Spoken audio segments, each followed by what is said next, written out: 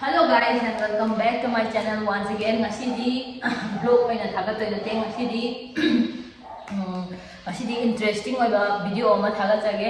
Interesting oiba video haije kaino haije mayam haje video se makha tar kana khambirani haidi prank su oirani aduga surprise oirani ba ai ngasi video se aina sum senjade se kai goma ai video se kai goma success oi taragadi like share and subscribe to ka birangono mayam mayam video se ai wakhan di nungai ni na khale adoi hojarabe ai video se ai hana mayam da haipet hana haijarage kamaina tawdoino habisi sida lai ba se khau se ko sida yaw se support mayam yaw se support mayam se uchar support main oi de se ki packet sin jo oi de ne si 1 2 namo ko de I explain tau jara ke ai na dam video de si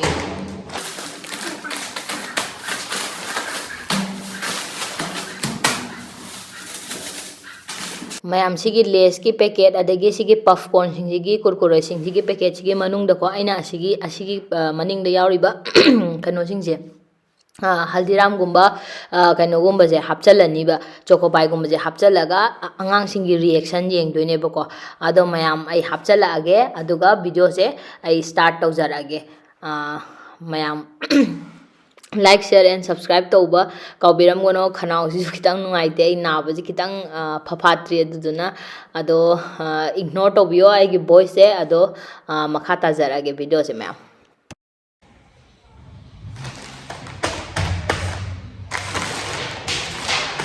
han ho jara ge yawe maning loi gai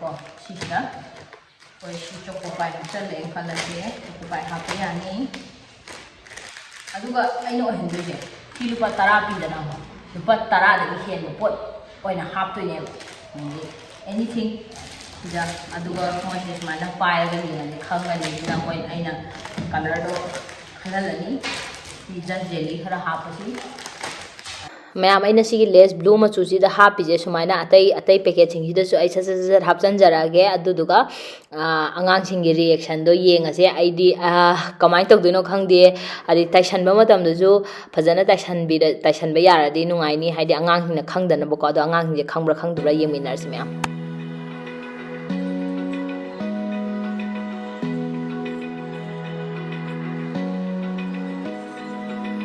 open eye.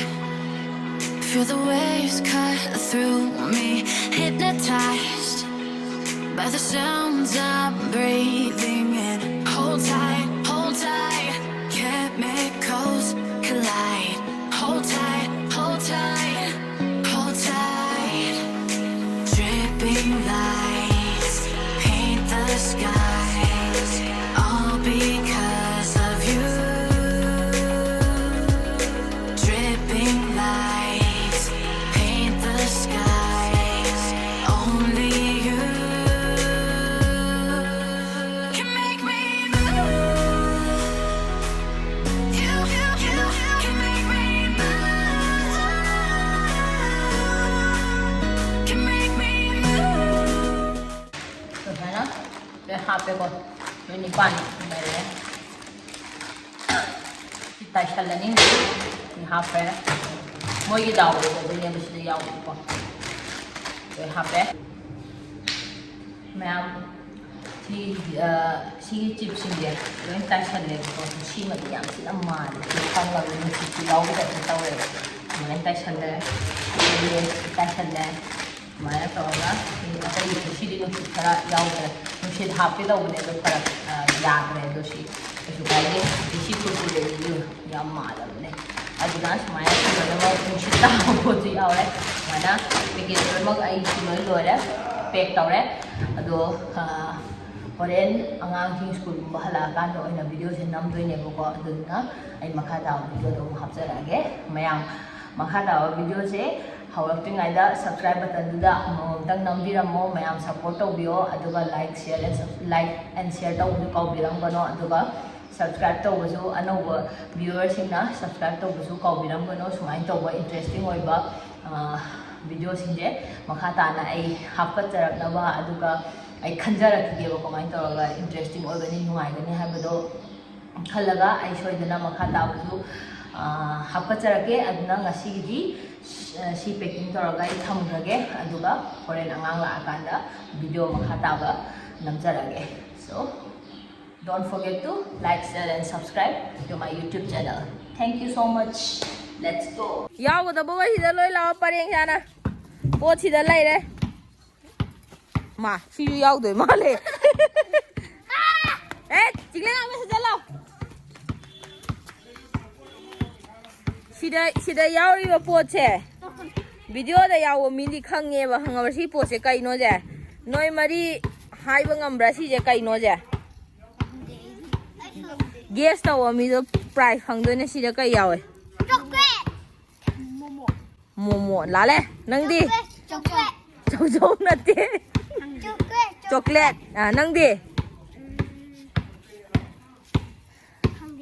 khang dra chocolate ti yaw di yaw chocolate che yaw de chocolate na taw to pom hai ro thong da wa po ne packet ta mi packet ta han po ne piket halai da po di les nang di lai da po kai do nang di Uncle Chip les se chum di chum me ba ko ana popcorn nang popcorn kaino da kurkure gi popcorn da okay porenga ba chum porenga fa li lo phuri to nang bon di thana to yare nang les se chum me ba ko les machu hai po ngam ga da blue nang chum me nang gi blue machu gi les am phangani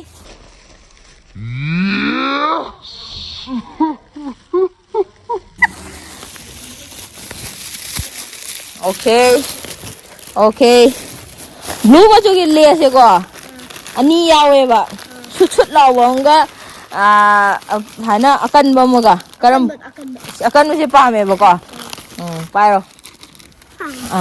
nang na kaino nang na yaw have da popcorn hai bra thugai we adri ko nang gi ne sina ya de ko pai be de manung na dum hapo nang di hai ba ngam bra nang di hai ba ngam bra Uncle Chip yaw de nang di ame ga hayo ne moin hai chumai na just yaw de les nga chips nga tane chips ta ma chu ma hai ro chips ma chu ma hai ro green okay ha blue okay che nangi hangdok pe adri ko nangi je blue pirora na traga to pam pirora to pa pio green piura yai nang kai pami nangi se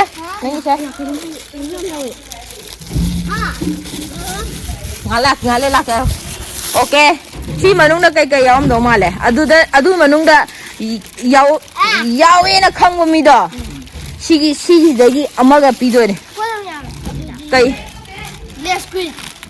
les de nati adu manung da si manung da kai yawam do male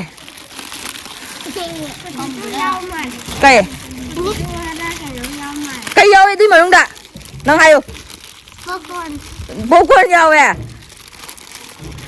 popcorn di yaw de di manung da kai yawam do male ai không để cái cây này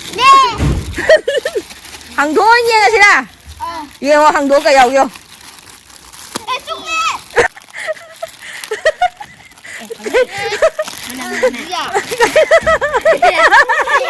cái dầu à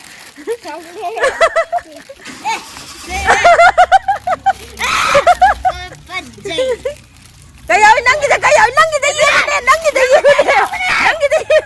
nangida kayaw gyo. Che adu cherang adu thadaram ba de nangida kayaw gyo phakto. Sigayu phangwa. Dada na mai sim thang biu. Nangida kayaw gyo. Chẳng bay. Hay traba.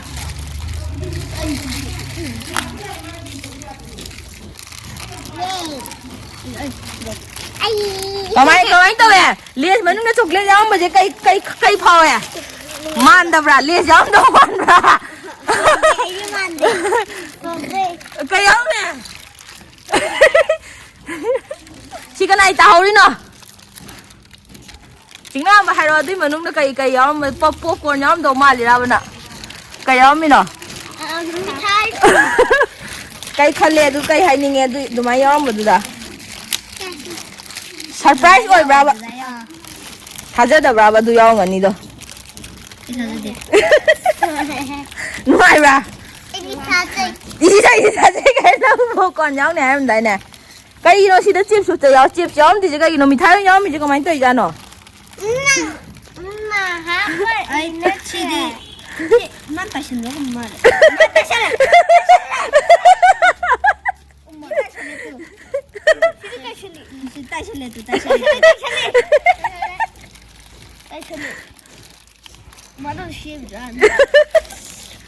Ngoài ba.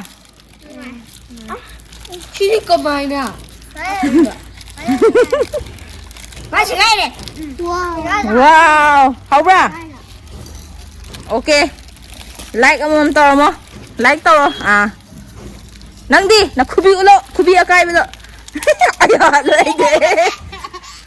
Mathang da. À châu và pot tao gì à? Đó mà pot tao hình này mathang da.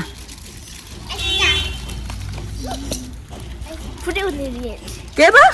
Purit. Cái gì mà mathang da kaya ba? Mathang da chocolate apa point tao gì ra nó ra cái rồi. Chocolate papa. Adi je khau do mathang ma phom cha na phajana thamamo. Yare ko. Masi di lo shala ji ko video je. Lại. Chi le mi ma cái đồ ba. Mi ngon bi tho je sina.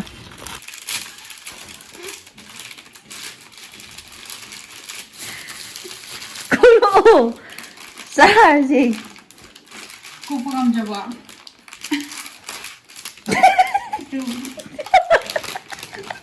Chaninga.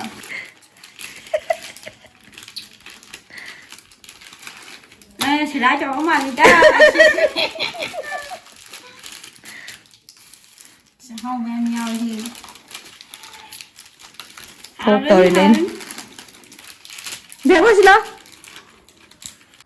video se saida lotion jarage mayam nungai bita gadi like share and subscribe to biramo sumain to ba to interesting video like dar gadi adu sa adum hapka charake asi gi oina di video se saida lotion jarage mayam subscribe to ba kau biram ga no yenga khatang chatpi no angang machu gi subscribe button du da amom tang nambiramo aingon da yamna support to jagani aingon da yamna haidi motivate chu oi jagani boko adona thank you so much for watching. See you again in my next video. Bye bye. Take care.